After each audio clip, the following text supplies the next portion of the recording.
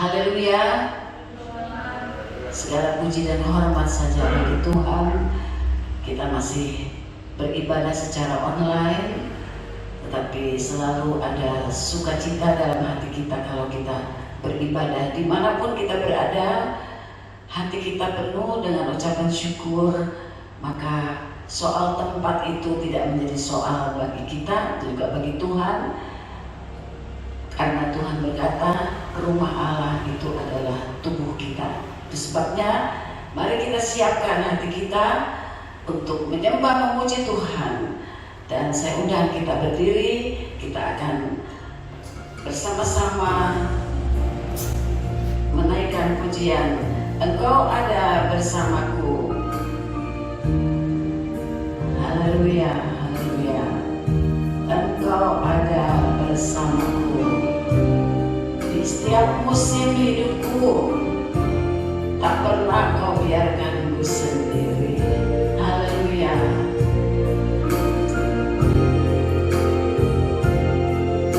Engkau ada bersamaku di setiap musim hidupku. Haleluya. Tak pernah kau tinggalkan ku sendiri.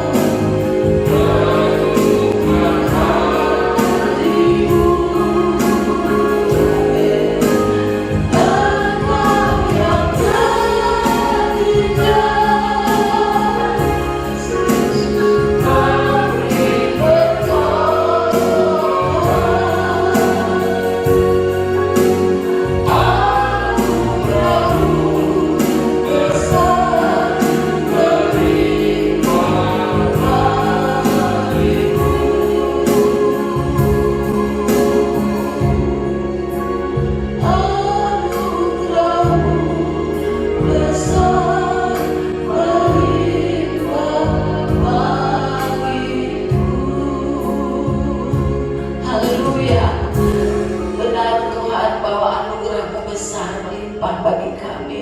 Kami tidak dapat balas apa-apa kepadamu ya Tuhan. Tidak ada harta, tidak ada keadaan kami yang baik ini, yang kami sangka baik, tapi mungkin ada banyak hal di hadapanmu kami ini sungguh mengecewakan hatimu. Tapi Tuhan, kami hanya dapat berterima kasih kalau saat ini kami ada sebagaimana kami ada. Kami masih dapat berbakti, kami masih diberi kehidupan untuk memuji, menyembah Engkau, mengiring Engkau sampai akhir perjalanan kami. Terima kasih Tuhan bahwa Engkau bertindak saat kami ada dalam jalan yang sesat, saat kami mungkin sudah di pinggir jurang maut, di pinggir jurang kesesatan ya Tuhan, tetapi Engkau bertindak menolong kami dengan caramu. Mungkin caramu tidak menurut kehendak kami, kami ingin cara yang indah, cara yang baik, tetapi kalau Engkau yang sangat mengerti, Engkau akan membawa kami kepada jalan kebenaran sesuai dengan firman-Mu, sehingga Tuhan, apapun itu, mungkin keadaan yang Engkau berikan itu sakit adanya, tidak sesuai dengan keinginan kami, tetapi terima kasih kalau Engkau membawa kami kepada jalan kebenaran-Mu saja. Terpuji-pujilah nama-Mu. Kami masih dapat berbakti sampai saat ini. Ini pun kemurahan Allah yang besar. Kalau kami masih dapat masuk ke rumah-Mu untuk menyembah, memuji Engkau, itu satu kemurahan Allah, anugerah-Mu. Kami mau memuji-muji Engkau saat ini dengan segenap hati kami. Biarlah kiranya tubuh kami ini menjadi rumah Allah. Haleluya. Untuk menyembah, memuji Engkau. Berkatilah anak-anak-Mu yang ada di rumah mereka masing-masing. Biarlah mereka juga merasakan hadirat-Mu Tuhan di dalam kami menyembah, memuji Engkau. Kami mau mulaikan ibadah kami ini dengan pujian penyembahan kami di dalam nama Tuhan Yesus Kristus, kekasih juru selamat kami. Haleluya, haleluya, amin. Haleluya. Ada amin saudara? Ada amin? Amin, haleluya. Ya, puji Tuhan. Kita mau tetap berdiri ya. Kita nyanyikan bersama-sama Satu Hal Telah Kuminta kepada Tuhan. Lagu ini diambil dari kitab Mazmur ya. Mari biarlah kita minta kepada Tuhan supaya hal ini yang kita nyanyikan itu menjadi kenyataan, menjadi sukacita kita. Mari kita nyanyi dengan gembira. Amin. Satu hal telah kuminta kepada Tuhan.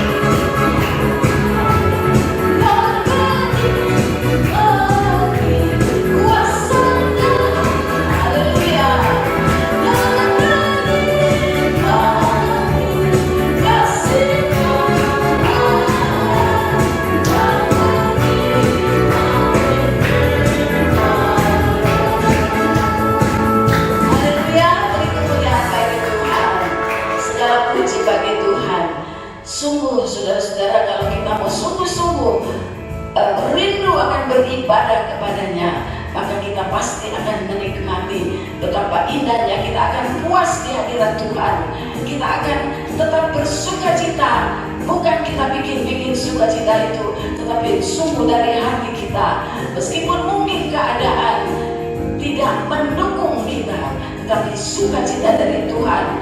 Sebagaimana kita tahu bahwa Tuhan kita itu Tuhan yang berkuasa, Tuhan yang penuh kasih. Kita akan mengalami itu pada saat kita memuji Tuhan, ya. Haleluya. Tidak ada yang kecewa, tidak ada yang merasa terpuruk, ya. Kita sebagai anak-anak Tuhan, sebagaimana kita dengar firman Tuhan minggu lalu, iman, ya.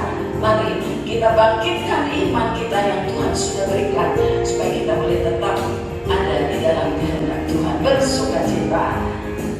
Haleluya, haleluya. Bila aku renungkan kasih Tuhan, mari kita renungkan kasih Tuhan. Dan apa yang harus kita buat? Bila renungkan kasih Tuhan yang tak menyelamatkan hidupku, walau salib berat dilakukan, apakah alasanku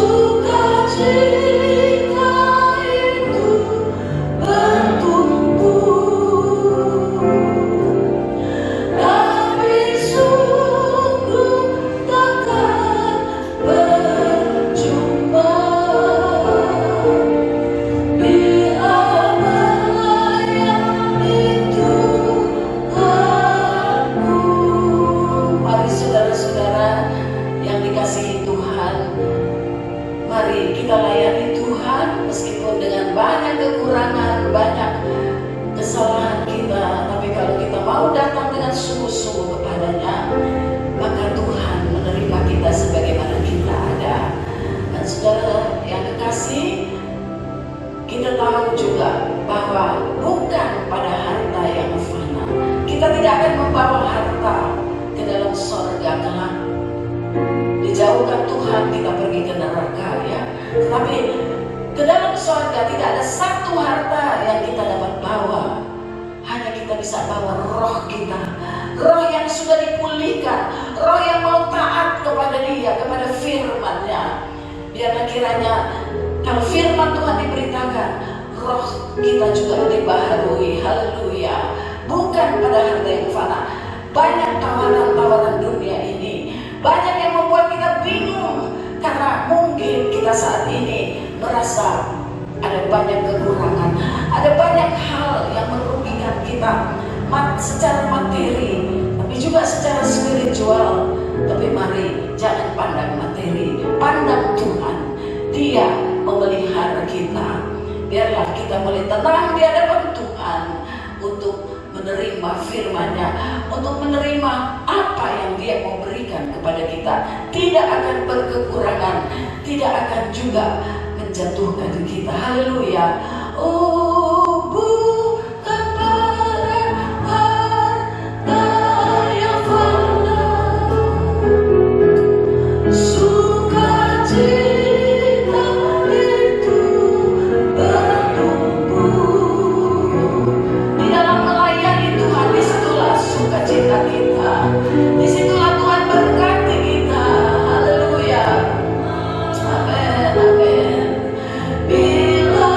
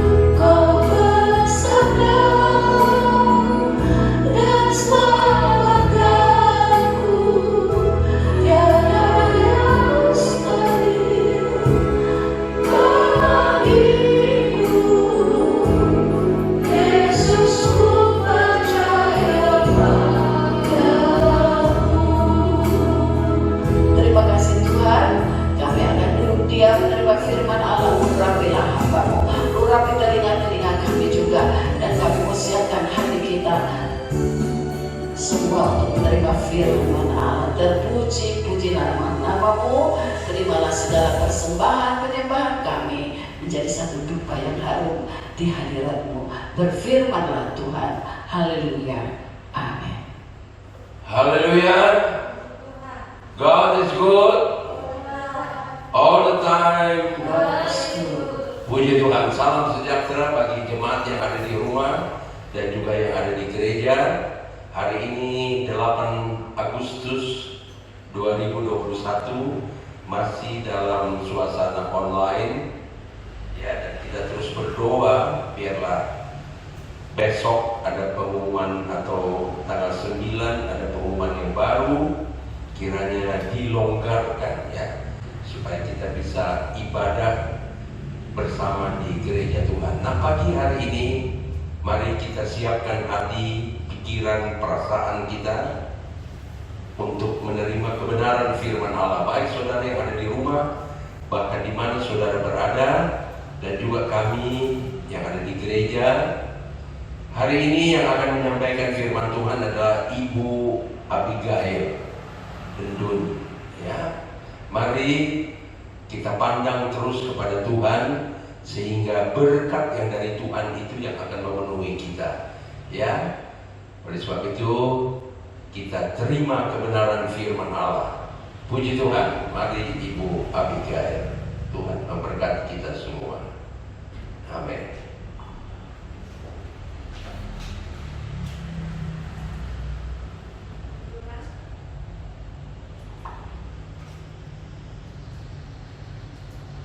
Puji Tuhan saudara. Haleluya. Haleluya. Puji Tuhan, hanya oleh karena kasih karunia Tuhan, saya merasa saya masih boleh diberikan kesehatan berdiri di hadapan saudara-saudari sekalian yang ada di rumah maupun yang ada di tempat ini. Saya sungguh bersyukur atas kemurahannya saja kita masih boleh ada sampai saat ini.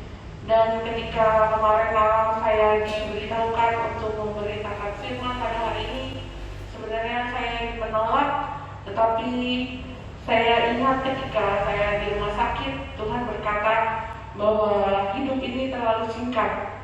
Kita hanya selangkah saja dan maut, saudara. Ayatnya di mana saya mungkin Bapak Gembala saya beritahukan, saya tiba-tiba teringat bahwa kita hanya selangkah saja dari maut. Oleh karena itu Tuhan berkata hidup ini adalah sebuah kesempatan. Jadi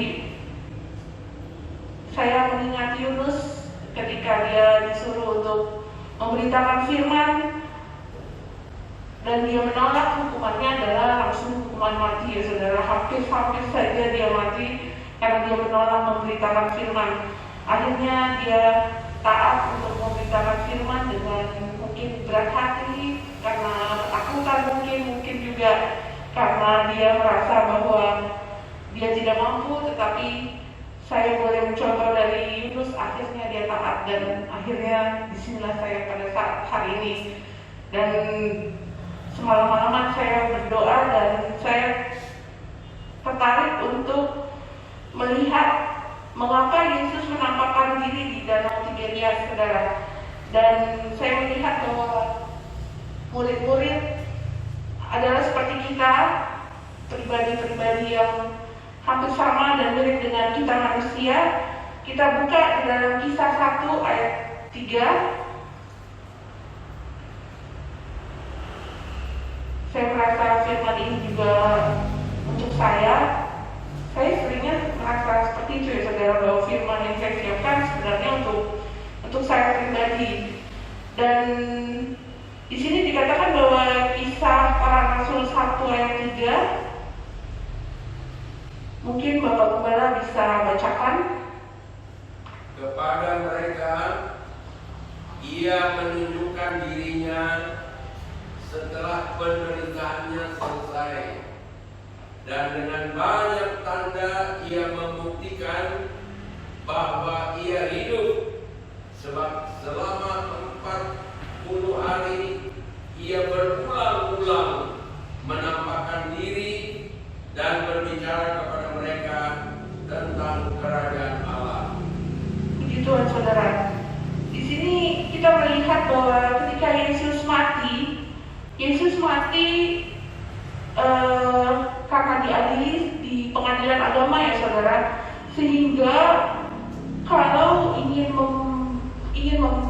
mengeluarkan mayat Yesus dari gua, dari kuburnya, itu sebenarnya perlu izin daripada gubernur provinsi atau dari kaisar, sehingga itu sangat sulit sebenarnya. Tetapi ketika imam-imam Farisi mendengar bahwa Yesus telah bangkit, imam-imam Farisi ketakutan saudara, sehingga mereka menyogok pasukan Romawi pada saat itu untuk menyatakan bahwa Yesus tidak bangkit, tetapi mayatnya dicuri oleh murid-muridnya. Oleh karena itu, menurut saya ini adalah hoax yang pertama, yang terbesar sampai abad saat ini yang dipercaya oleh orang-orang di Israel bahwa Yesus tidak bangkit, saudara. Karena imam-imam Farisi menyebarkan hoax ini bahwa Yesus tidak bangkit, sehingga pada saat itu murid-murid sangat ketakutan. Karena karena pada saat itu pasukan Romawi itu adalah pasukan yang benar-benar sungguh luar biasa berkuasa, sehingga bila satu orang penjahat, dan saat itu adalah sebenarnya Barnabas adalah seorang penjahat yang benar-benar jahat, sehingga dia harus disalibkan di tengah-tengah di antara dua penjahat lainnya karena dia adalah penjahat yang paling jahat. Tetapi Yesus dikatakan harus menggantikan Barnabas, sehingga orang-orang pada saat itu merasa bahwa Yesus adalah penjahat yang paling jahat pada saat itu, sehingga murid-murid begitu ketakutan karena mereka adalah orang-orang yang akan menjadi DPO orang-orang Farisi. Mereka akan dicari karena pada saat itu bila seorang penjahat mati, dihukum mati, maka pengikut-pengikutnya akan dikejar dan mereka takut juga akan dihukum mati, saudara. Oleh karena itu Yesus adalah Yesus yang luar biasa. Dia tahu bahwa iman murid-muridnya begitu tergoncang, begitu ketakutan, mereka mengunci diri. Dan di sini saya mempelajari ada selama 40 hari Yesus menampakkan diri ada 10 kali.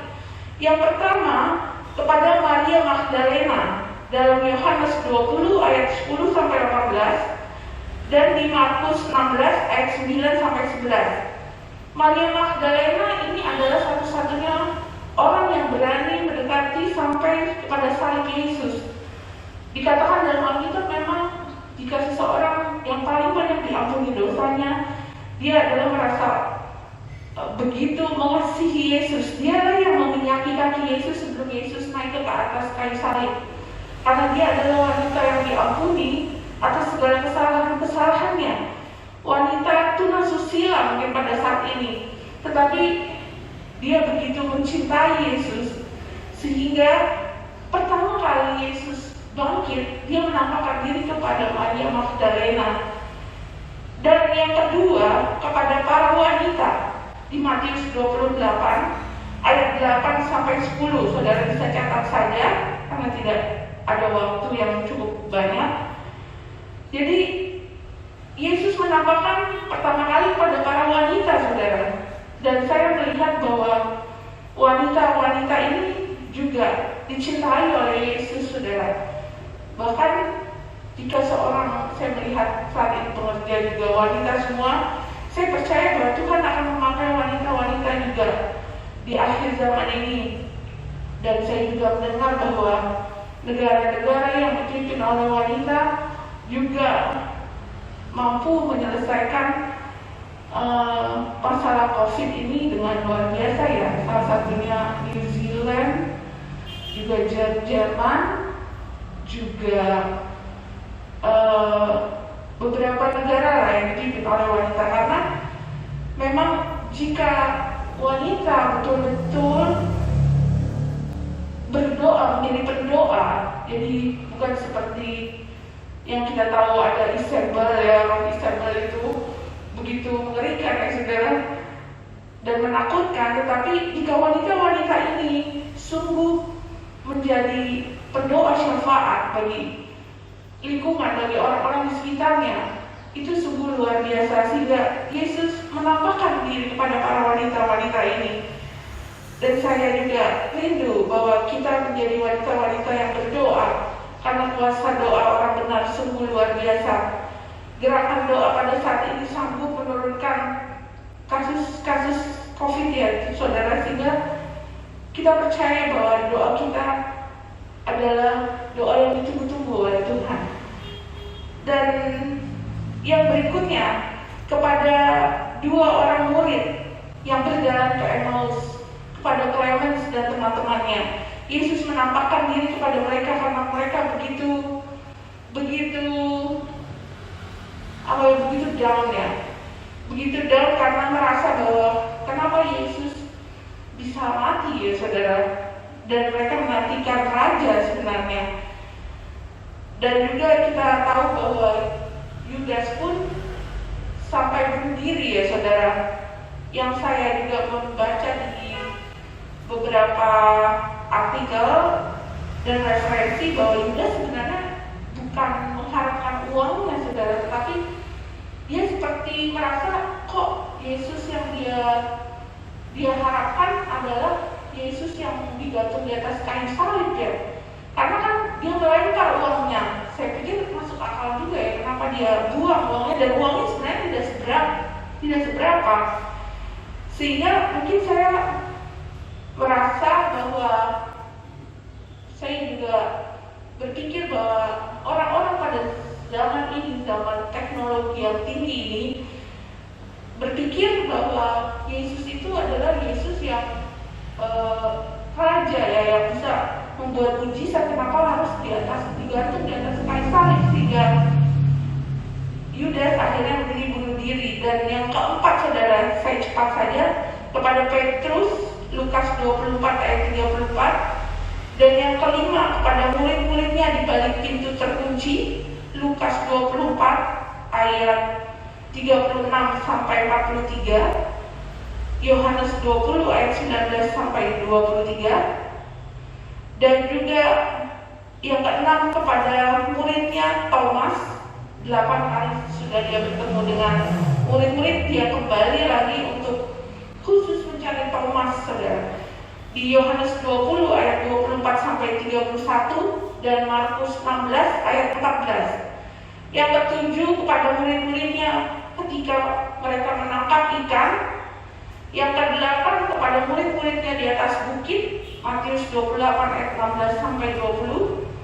Yang kesembilan, kepada lebih dari 500 orang, 1 Korintus 15 ayat 6. Yang ke-10, kepada Paulus beberapa tahun kemudian. Nah, pertanyaannya, mengapa Yesus harus menunda keberangkatannya ke surga? Kenapa Yesus menanti beberapa saat untuk datang kepada murid-muridnya? Yang pertama saudara, dia ingin memberikan damai sejahtera kembali kepada hati murid-muridnya yang begitu ketakutan pada saat itu. Karena di dalam Yohanes 20 ayat 19 kita boleh buka, sama seperti keadaan saat sekarang, di mana banyak ketidakpastian yang terjadi saat ini saudara. Ketidakpastian ekonomi, ketidakpastian kesehatan, ketidakpastian kapan COVID ini akan berlalu, badai COVID ini akan berlalu, dan banyak hal saudara. Di tengah-tengah ketidakpastian, ayat ini begitu hidup, terutama juga buat saya. Dikatakan bahwa ketika hari sudah malam pada hari pertama minggu itu, berkumpullah murid-murid Yesus di suatu tempat dengan pintu-pintu yang terkunci, karena mereka takut kepada orang-orang Yahudi. Pada waktu itu datanglah Yesus berdiri di tengah-tengah mereka dan berkata, damai sejahtera bagi kamu. Saudara, Yesus datang kepada mereka dengan berkata, damai sejahtera bagi kamu. Yesus tahu bahwa hanya dengan mengembalikan damai sejahtera itu, ketenangan akan kembali dimiliki oleh murid-murid saudara. Karena tanpa ketenangan kita tidak bisa berdoa, murid-murid tidak bisa berpikir dengan jernih. Mereka mengunci itu, bersembunyi, ketakutan saudara. Sehingga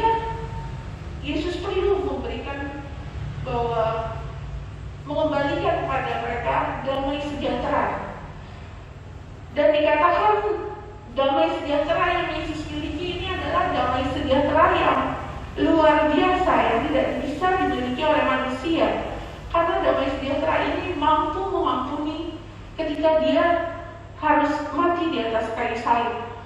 Di atas kayu salib, dia masih mampu mengampuni. Damai yang kita tahu bersama mampu menenangkan badai. Yesus bisa tidur di tengah-tengah badai, saudara. Dan Yesus ingin bahwa murid-muridnya ini kembali memiliki damai sejahtera yang dari Allah. Karena kita tahu sekarang bahwa banyak orang memiliki uang yang banyak, memiliki jabatan, memiliki materi yang berlimpah, tetapi tidak dapat tidur, saudara. Dikatakan di Surabaya ada seorang yang kaya lompat dari jembatan karena setelah diselidiki dia adalah orang yang sangat kaya. Tapi ketika ditanya kenapa dia sampai berdiri, hanya karena tidak bisa tidur, saudara. Dan damai sejahtera yang Yesus tawarkan adalah damai sejahtera yang sungguh supranatural, saudara. Oleh karena itu, Yesus tidak ingin berkata bahwa ini uang sekoper saya tinggalkan untuk kamu, ini jabatan kuberikan kepada kamu, ini apalah sebutkan yang saudara inginkan. Tetapi Tuhan berkata damai sejahtera bagi kamu. Dan kalau kita baca di ayat-ayat selanjutnya bahwa pintu itu terkunci, saudara. Jadi Yesus masuk tanpa ada yang membuka pintu, sehingga kita percaya bahwa damai ini pula yang sanggup membuka pintu-pintu yang tertutup saat ini dalam kehidupan saudara. Mungkin saudara merasa banyak orang menutup pintu saudara, tetapi bersama dengan Yesus, Yesus sanggup membuka pintu-pintu yang tertutup. Tetapi kuncinya adalah memiliki damai sejahtera yang Yesus berikan. Yesus begitu peduli, saudara, dalam sebelum dia naik ke surga, dia tahu bahwa kita memerlukan damai. Yang kedua, saudara, saya cepat saja untuk menyatakan kepeduliannya kepada murid-muridnya. Karena sesungguhnya murid-muridnya saat ini gagal, ya saudara. Siapa yang merasa tidak pernah gagal? Atau siapa yang pernah gagal? Saya pasti duluan angkat tangan, saudara. Saya sering banget gagal. Dan dia tahu murid-muridnya ini perlu dipulihkan. Dia mengerti, ada sebuah lagu bahwa dikatakan dia mengerti, dia peduli persoalan yang kita alami.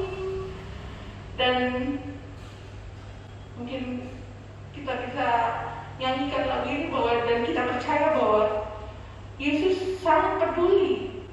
Dia tahu Petrus gagal. Petrus itu kayak orang yang paling heboh, ya saudara. Sebenarnya dia memotong kuping pasukan Romawi. Dia juga yang meminta berjalan di atas air. Tapi dia yang menyangkal 3 kali. Dan Yesus tahu bahwa Petrus perlu dipulihkan. Kalau Yesus nggak datang kepada Petrus, dia akan didakwa oleh iblis. Iblis adalah terdakwa. Dia akan terus merasa bersalah karena dia menyangkal Yesus 3 kali. Oleh karena itu, Yesus yang luar biasa itu datang kepada Petrus dan juga kepada Thomas. Pada Thomas yang harus kembali dipulihkan kepercayaannya. Karena Thomas, bila Yesus tidak datang, akan terus tidak percaya bahwa Yesus sudah bangkit dalam Yohanes 20 ayat 24 sebagai dasar firman Tuhan sampai 29. Mungkin bisa dibacakan. Bapak Gembala mungkin suaranya lama. Yohanes 20 ayat 24 sampai 29. Yohanes 20 ayat 24. Yohanes 20 ayat 24. Tetapi Thomas, seorang dari ke-12 murid itu, yang disebut Didimus, tidak ada bersama-sama mereka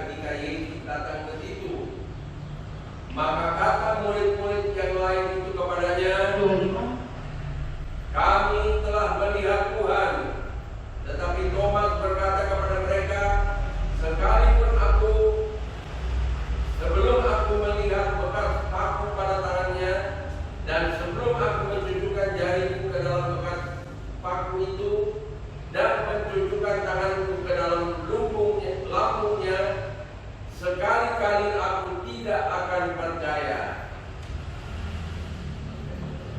Ya, sampai di sini dulu. Thomas menjadi orang yang sangat tidak percaya. Ini begitu menggambarkan kita ya saudara.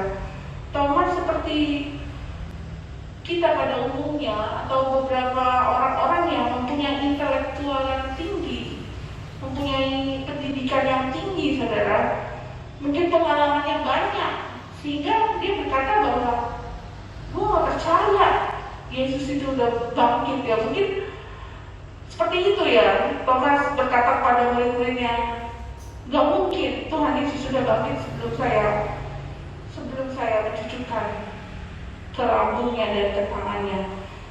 Sehingga Yesus merasa bahwa dia perlu datang pada Thomas. 8 hari kemudian dikatakan bahwa Yesus datang kepada Thomas secara khusus dan berkata, kembali dia berkata, damai sejahtera untuk kamu, dan silakan kamu mencucukkan jarimu ke tanganku. Boleh dilanjutkan ayat 27.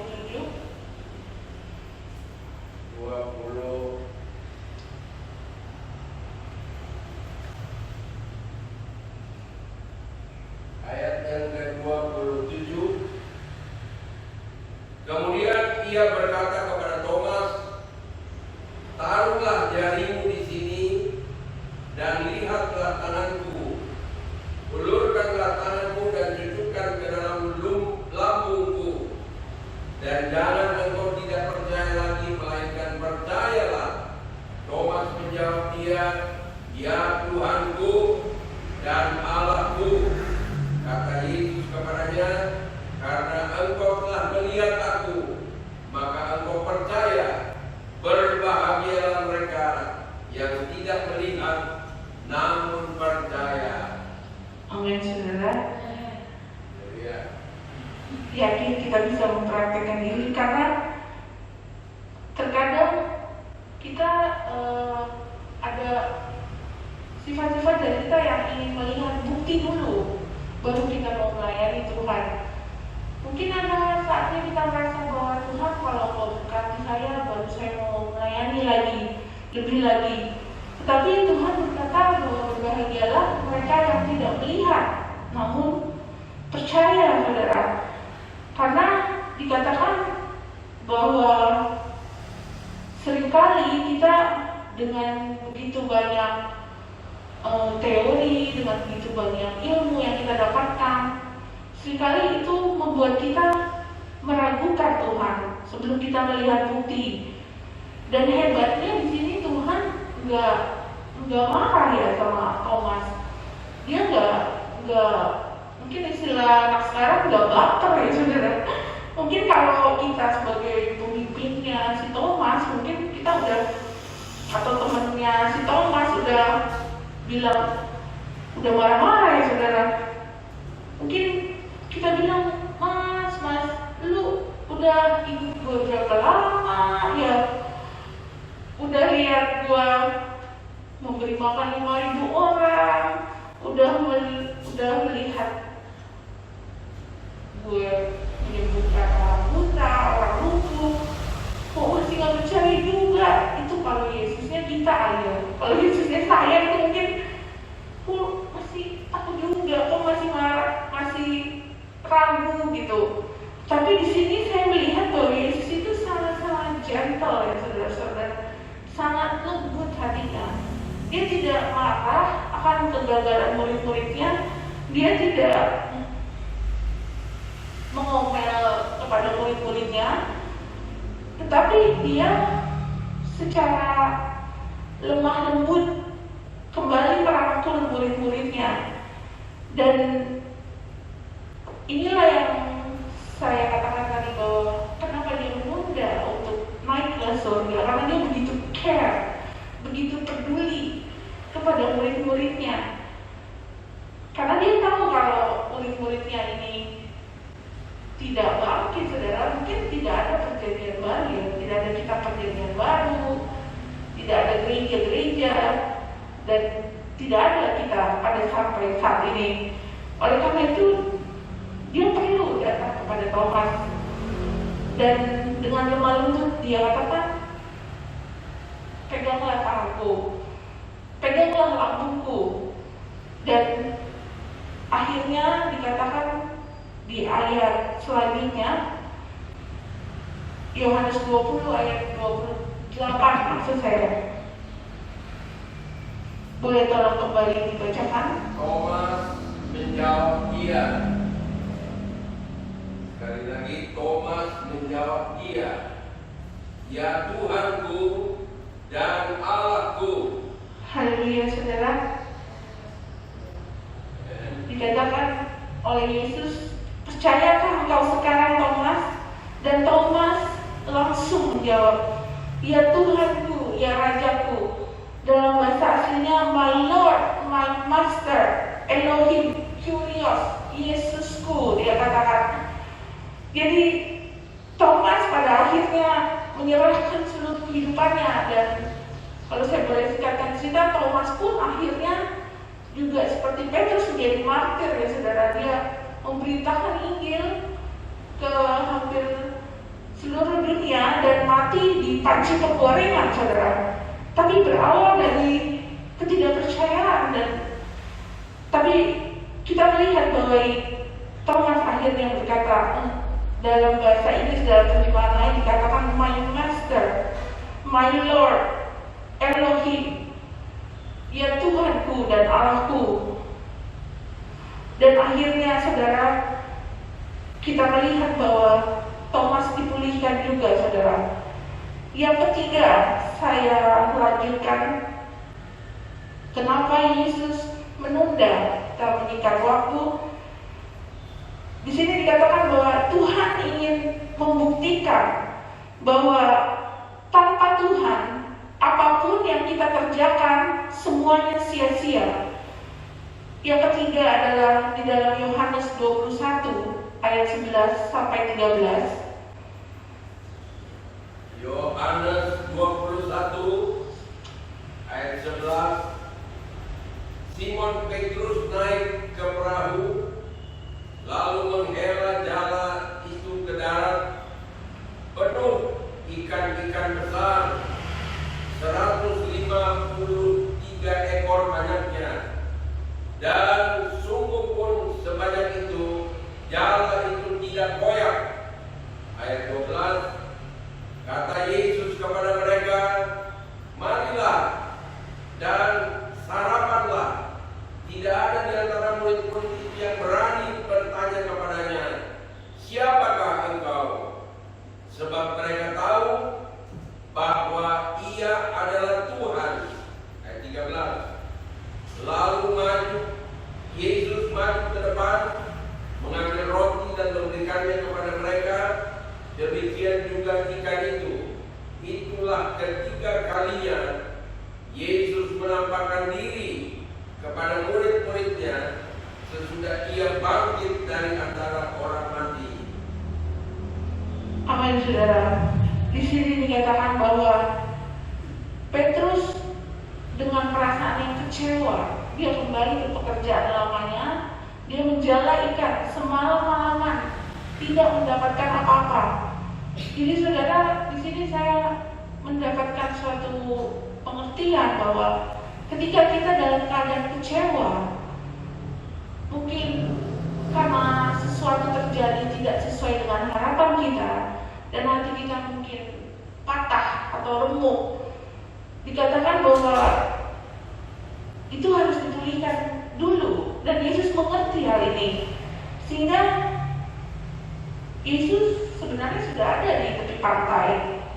Dia adalah Tuhan yang pada saat itu sudah bangkit, ya, jadi dia bisa ada di mana-mana. Dan ketika kita tidak melibatkan Yesus, bekerja dengan keadaan kecewa, dikatakan Petrus tidak mendapatkan apa-apa. Bekerja begitu keras, semalam-malaman, tetapi tidak mendapatkan apa-apa, saudara. Tetapi ketika Yesus, ini hebatnya Petrus juga, ya saudara, dalam keadaan lelah, yang begitu amat sangat, mungkin belum makan, malam-malam subuh, mendekati subuh, Yesus datang. Dia mengatakan bahwa Petrus, mungkin kalau kita, siapa sih ini orang, SKSD banget lagi, udah tahu udah capek lagi.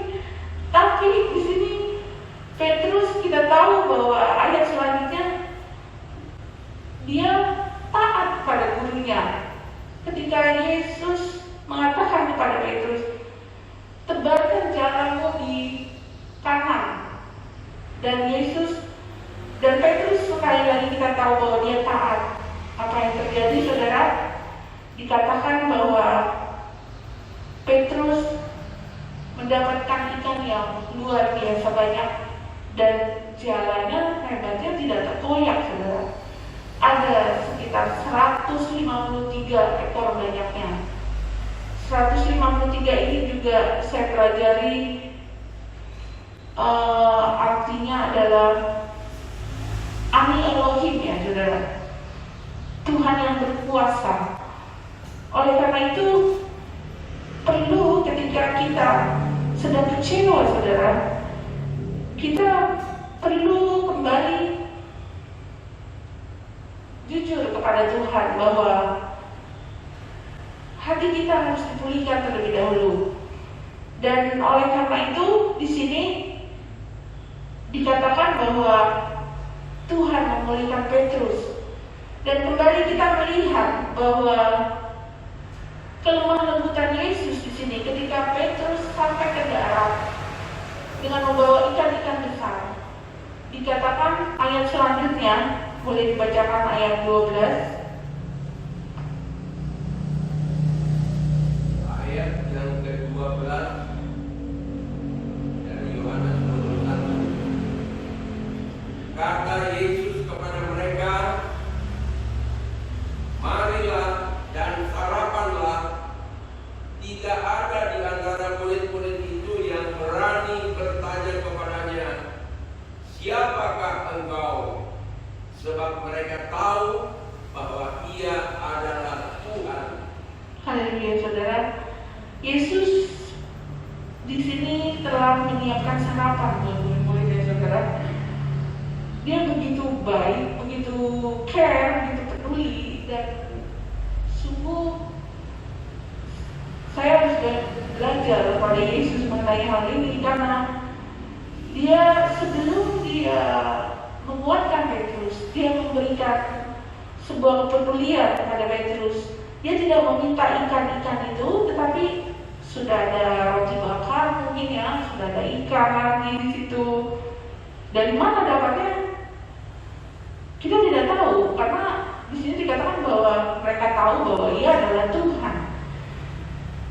Begitu lembut Yesus ini, sehingga mungkin kalau dalam bayangan saya di tepi pantai, setelah makan, dia tahu Petrus lelah,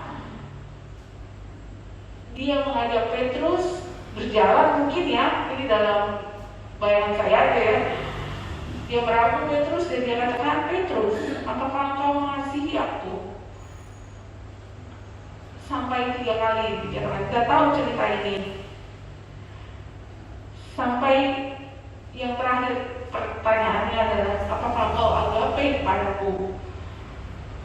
Dan di sini saya melihat bahwa Yesus itu personal sekali kepada murid-muridnya. Seringkali kita merasakan pelayanan-pelayanannya yang begitu personal, itu sungguh luar biasa, saudara, dampaknya. Daripada kita di sini saya melihat kalau Yesus marah-marah, mungkin murid-murid yang dalam keadaan ketakutan tambah stres, ya saudara.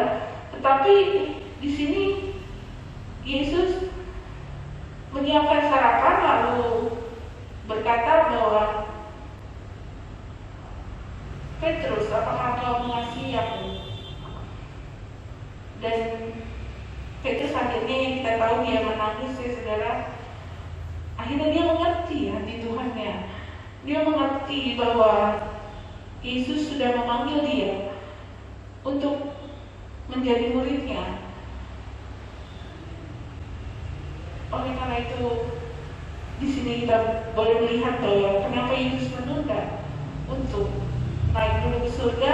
Dia ingin memulihkan bahwa tanpa Yesus pekerjaan kita menjadi sia-sia. Selanjutnya yang keempat, saudara, dikatakan bahwa saya mengambil satu kesimpulan bahwa manusia selama masih hidup, bernafas, berjalan, memerlukan mujizat. Dalam Yohanes 6 ayat 1 sampai 2.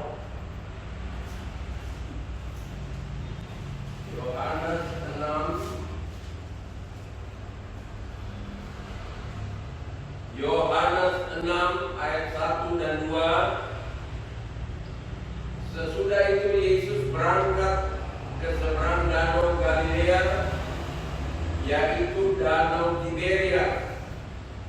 Orang banyak berbondong-bondong mengikuti dia karena mereka melihat mujizat-mujizat penyembuhan yang diadakannya terhadap orang-orang sakit. Puji Tuhan, saudara, kita percaya bahwa bila kita dipenuhkan oleh Roh Kudus, kita juga dapat melakukan mujizat-mujizat yang Yesus kerjakan. Tetapi yang kita perlu ingat adalah untuk kemuliaan nama Tuhan, bukan untuk kemuliaan kita, saudara. Karena untuk kepentingan Tuhan di sini dikatakan bahwa seringkali iblis ingin kita melupakan bagian penting ini, bahwa di dalam kita ada kuasa yang dapat membuat mujizat di akhir zaman ini. Dan saya boleh mencatat beberapa, bahwa mujizat itu bahasa Latinnya adalah yang pertama miraculum, berasal dari kata mirari, yang artinya to wonder at, atau ketakjuban, keheranan kepada sesuatu dan mewujudkan. Di dalam bahasa Ibrani saya catat di sini ada kata ot, yaitu tanda atau sign, dan juga moped dalam bahasa Ibrani artinya keajaiban atau wonder. Signs and wonders akan menyertai orang-orang percaya. Tanda-tanda mujizat akan menyertai orang percaya. Dan dalam bahasa Yunani yang kita sudah tahu, ada arti kata dinamis, tindakan yang dahsyat. Muncullah kata dinamit, yaitu meledak, saudara, dari dinamis ini yang kita tahu. Jadi kapan saja kita bisa mengaktifkan dengan iman kita mujizat yang Yesus berikan dalam kehidupan kita bila kita percaya. Dikatakan bahwa iman timbul dari pendengaran akan firman.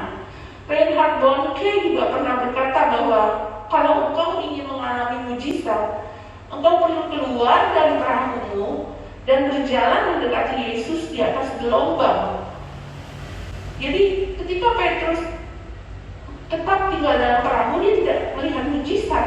Petrus ini orang yang heboh, ya saudara. Dia berkata bahwa Tuhan, aku mau keluar, dan akhirnya dia melihat mujizat, saudara. Kalau dia tidak keluar dari perahunya, tidak keluar dari zona nyamannya, dia tidak melihat mujizat, saudara. Oleh karena itu di sini dikatakan bahwa yang keempat, kita tahu bahwa pada setelah 40 hari dia menampakkan di danau Tiberias, Yesus pun berkata, tunggulah di Yerusalem berdoa sampai aku memperlengkapi engkau dengan kuasa dari surga itu. Jadi kita melihat bahwa Yesus juga ingin kita mengaktifkan kuasa ini di akhir zaman. Karena kalau kita ingin melihat God in action, kita ingin melihat Tuhan bekerja, kita juga harus bekerja, saudara. Kita juga harus action, harus bergerak, saudara. Dan Smith Wigglesworth juga berkata bahwa dalam kitab para rasul ini tertulis bahwa karena kisah para rasul tertulis karena para rasul menyatakan iman mereka melalui tindakan dalam kehidupan mereka. Jadi di sini mereka betul-betul keluar dari zona nyaman mereka. Musa tidak akan melihat laut terbelah jika dia tidak mau taat kepada Tuhan untuk kembali kepada Firaun. Dikatakan bahwa Musa begitu merasa enggan berat lidah, tapi akhirnya dia taat. Kita melihat bahwa Abraham juga disebut bapak orang percaya. Bila dia tidak meninggalkan sanak saudaranya, kampung halamannya, tentu Abraham tidak akan melihat janji-janji ini digenapi. Begitu juga Daniel, Sadrak, Mesak, Abednego berani berkata bahwa sekalipun Tuhan tidak tolong, mereka akan tetap action, mereka akan tetap menyembah pada Tuhan. Dan kita juga tahu Goliat adalah berkat terbesar akhirnya untuk Daud untuk mendapatkan promosi. Oleh karena itu, kita percaya bahwa Yesus ingin kita menjadi murid-murid yang kembali mengaktifkan kuasa Roh Kudus ini di akhir zaman ini. Dan Yunus juga yang kita tahu, walaupun dia secara ogah-ogahannya, taatnya, bahkan mungkin Yesus suruhnya Yunus untuk berkhotbah secara lemah lembut, tapi Yunus mungkin cuma bilang tobat engkau gitu. Sampai akhirnya Tuhan tolong Yunus untuk menyelamatkan satu bangsa, saudara. Jadi Tuhan menunggu kita juga untuk bertindak, saudara, yang kita percaya bahwa murid-murid Yesus setelah Yesus memulihkan keadaan mereka, di kitab Kisah Para Rasul kita melihat bahwa mereka bergerak, saudara, dengan sangat radikal seperti gurunya. Tetapi terlebih dulu Tuhan menginginkan ketaatan daripada murid-muridnya. Begitu juga saya ingat ketaatan yang cukup ekstrim menurut saya ya, adalah janda di Sarfat yang mengalami mujizat di saat tidak ada apa-apa lagi, yang terakhir harus dia berikan. Akhirnya dia taat. Dikatakan bukan hanya tidak pernah berkurang, tapi dikatakan tidak pernah habis. Sehingga mujizat boleh dirasakan oleh keluarga di janda di Sarfat ini. Oleh karena itu kita bersyukur di tengah keadaan yang sangat sulit ini, kita masih boleh melihat mujizat-mujizat Tuhan. Bagi juga gereja di tempat ini, banyak tangan-tangan yang Tuhan menolong, yang Tuhan gerakkan untuk menolong kami. Dan sungguh luar biasa bahwa Tuhan masih mengerjakan mujizatnya. Di dalam Yohanes 11 ayat 40 dikatakan bahwa salah satu dasar kekristenan adalah kebangkitan. Banyak yang tidak percaya kebangkitan ini.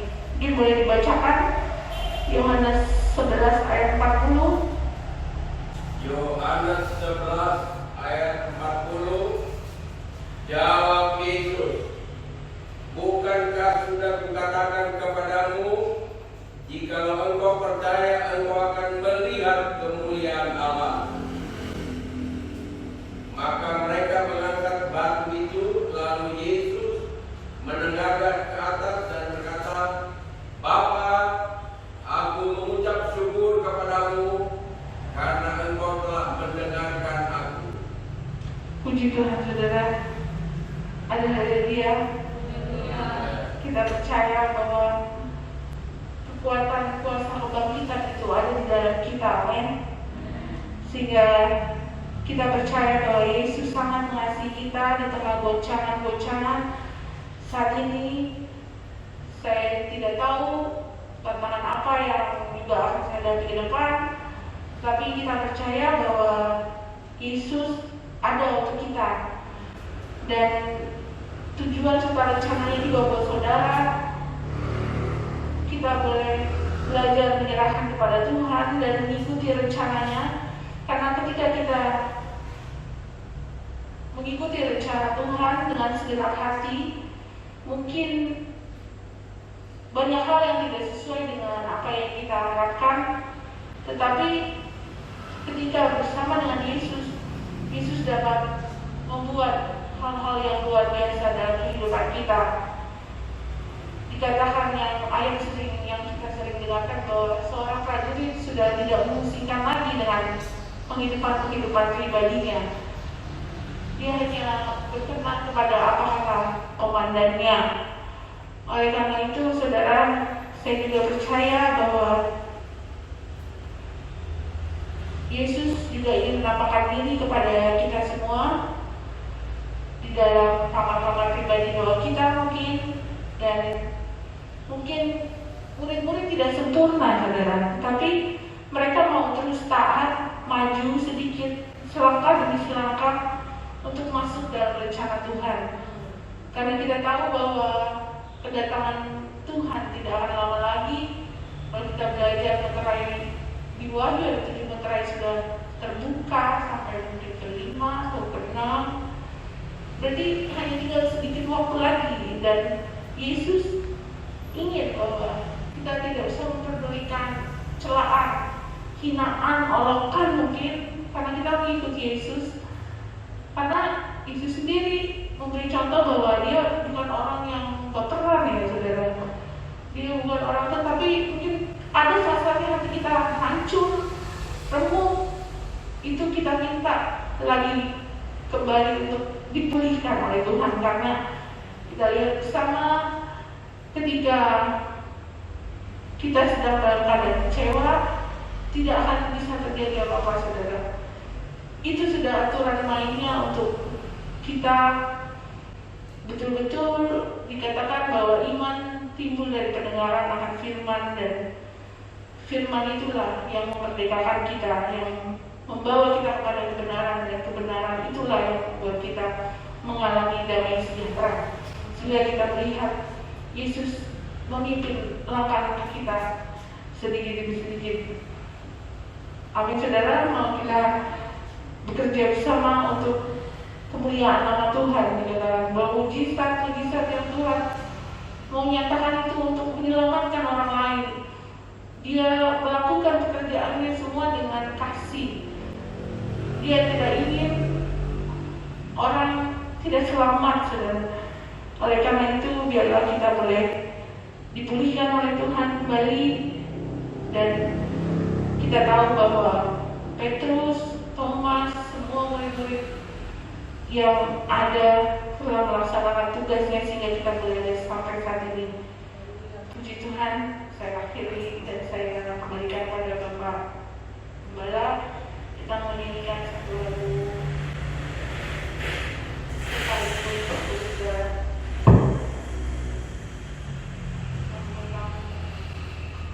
saya kembalikan pada Bapak.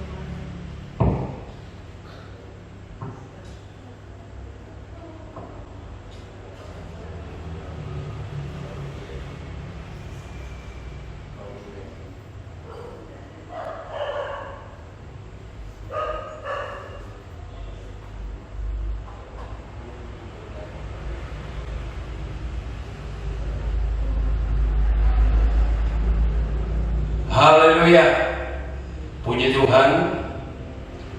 Ya, Tuhan menampakkan diri kepada murid-murid supaya murid-murid itu yakin ya, apa yang telah difirmankan itu terbukti. Marilah kita juga sudah dengar firman Tuhan, kita juga mau menjadi murid-murid yang bijaksana, yang cakap, yang pandai. Jangan menjadi murid-murid yang bodoh. Kita yakin bahwa dia bangkit, dia hidup, dia sudah naik ke sorga. Dia tetap berdoa buat saudara dan saya, sehingga kalau kita ada sebagaimana kita ada, semua karena anugerah Tuhan. Sekalipun ku berjalan dalam lembah kelam, namun tanganmu selalu menopang hidupku.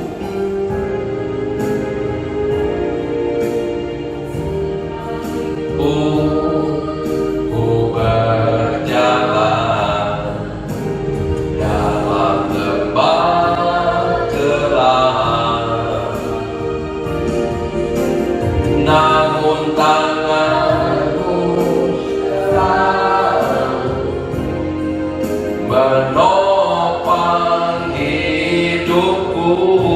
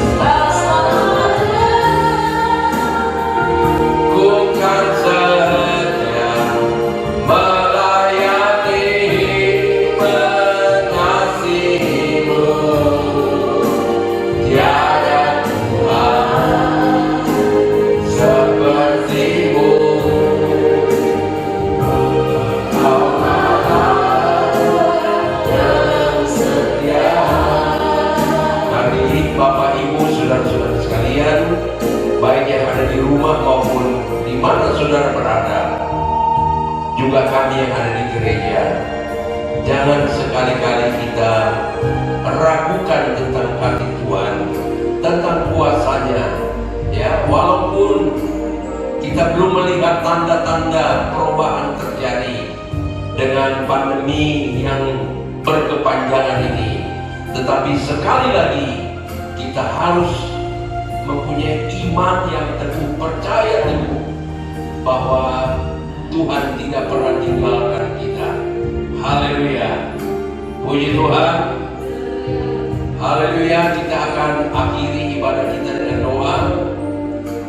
Saya ingin kita angkat dulu sebuah nyanyian El Shaddai, tak usah takut, karena Allah menyertai dan memberkati kita. Haleluya. Usah ku takut, Allah menjagaku. Mari kita angkat tangan-tangan kita, katakan kepada Tuhan, aku percaya kepadamu bahwa Engkau adalah Allah El Shaddai, Allah yang senantiasa menjaga kami. Firman-Mu berkata, aku sekali-kali tidak akan meninggalkan Engkau. Haleluya. Roh Kudus ikutmu. Oh, tak usah ku cemas, Dia memberkati kita. Katakan dengan iman, haleluya. El Shaddai, El Shaddai, El Shaddai, Allah Maha Kuasa. Katakan Dia besar, Dia lebih besar dari segala persoalan kita. El Shaddai mulia, El Shaddai, El Shaddai, Allah Maha Kuasa. Katakan dengan iman, berkatnya melimpah. El Shaddai, berkatnya melimpah, berkatnya melimpah.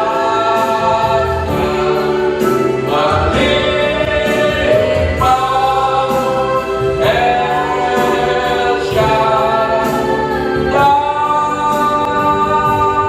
oh El Shaddai, berikan kemuliaan bagi Tuhan.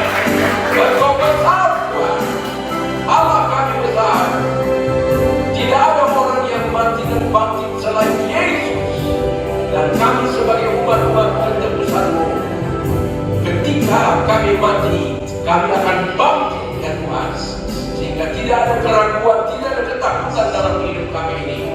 Kami mau terus melekat kepada Tuhan, sebab Engkau Tuhan kami, Engkau El Shaddai kami. Engkau terus sediakan berkat bagi kami ya Tuhan. Terima kasih, kami tetap berdoa di dalam nama Yesus. Menurut waktu daripada Tuhan, Engkau patahkan, Engkau hancurkan, Engkau singkirkan, Engkau halaukan COVID-19 ini. Bagi Tuhan tidak ada yang mustahil. Terima kasih Tuhan, meteraikan firman-Mu yang kami sudah dengar tadi, bahwa Engkau hidup ya Tuhan, dan Engkau tetap berdoa bagi kami. Terima kasih, berkati hamba-Mu Ibu Abigail yang telah menyampaikan kebenaran firman Allah. Biarlah apa yang disampaikan itu juga menjadi bagian dalam hidupnya, dalam hidup kami semua. Terima kasih Bapa dalam sorga. Kami terus berdoa buat Bapak Presiden dan seluruh jajarannya. Kami juga berdoa buat seluruh dokter-dokter, para perawat, rumah-rumah sakit yang sedang menampung orang-orang yang sakit, apapun penyakit yang dialami.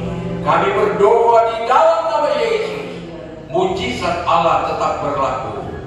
Dan kami berdoa biarlah bangsa dan negara kami yang sebentar lagi akan memperingati hari ulang tahun kemerdekaan kami akan diberkati oleh Tuhan, dilawati oleh Tuhan, mujizat-mujizat terjadi, keselamatan banyak terjadi ya Tuhan. Bahkan kami berdoa, firman Tuhan adalah ya dan amin, bahwa setiap mulut akan mengaku bahwa Yesus adalah Tuhan, dan setiap lutut akan bertelut menyembah kepadamu ya Tuhan. Terima kasih Bapa dalam sorga, berkati jemaat-Mu ya Tuhan, yang ada di rumah, bahkan di mana saja mereka berada, juga di gereja ini. Kalau ada yang sakit, kami berdoa di dalam nama Yesus, lawati, jamah dalam nama Yesus, disembuhkan, dipulihkan. Kalau ada yang susah, ada yang berduka cita, Tuhan Engkau jamah dan hiburkan. Roh Kudus menghibur umat-Mu yang mungkin sedang berduka cita, yang sedang sedih, yang sedang susah, dilawati oleh Tuhan. Terima kasih Tuhan Yesus, Engkau baik ya Tuhan. Berkati seluruh keluarga yang ada di rumah ya Tuhan, suami, istri, anak-anak, bahkan seisi rumah tangga diberkati oleh Tuhan.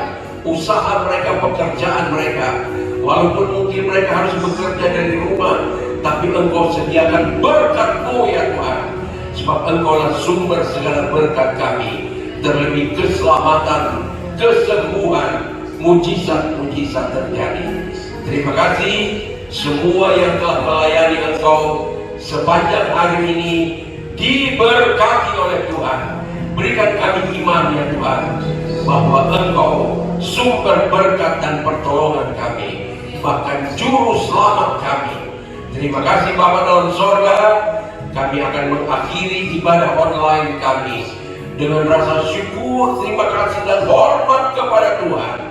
Dan kami berdoa, kiranya pada minggu yang akan datang, Engkau tolong ya Tuhan, supaya PPKM ini akan dilonggarkan, sehingga dengan iman kami boleh beribadah kembali di dalam rumah Tuhan.